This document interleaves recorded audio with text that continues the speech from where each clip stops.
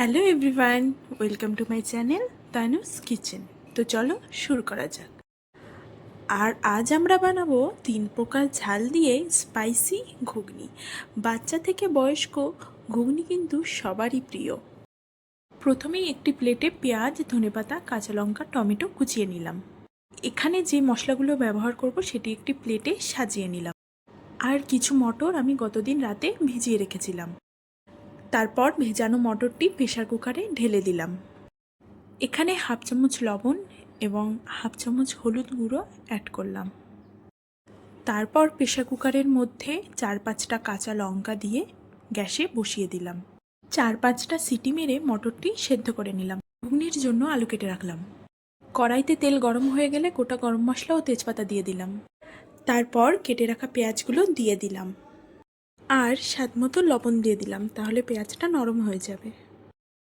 এরপর একটা খুন্তি দিয়ে ভালোভাবে নেড়ে চেড়ে তাতে এলাচ গুঁড়ো অ্যাড করলাম, তাহলে ফ্লেভারটা অনেক ভালো আসবে। তারপর 1 চামচ রসুন বাটা এবং 1 চামচ আদা বাটা অ্যাড করলাম।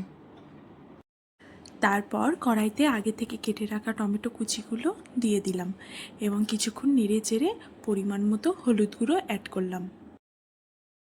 তারপর এক এক করে গোলমরিচ গুঁড়ো, জিরে গুঁড়ো এবং ধনে গুঁড়ো দিয়ে দিলাম। পর শুকনো লঙ্কা গুঁড়ো অ্যাড করলাম।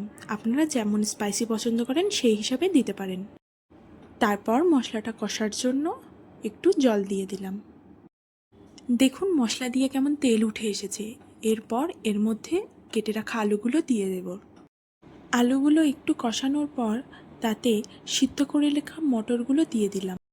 তারপর একটা খুন্তি দিয়ে ভালোভাবে নাড়াচাড়া করে নিলাম, যাতে মশলাগুলো মটরের সাথে ভালোভাবে মিশে যায়। আবারও পরিমাণ মতো জল দিয়ে দিলাম। জলটা একটু ফুটে উঠলে তাতে গোটা শুকনো লঙ্কা দিয়ে দিলাম। তারপর একটা ঢাকনি দিয়ে কিছুক্ষণের জন্য ঢেকে রাখলাম।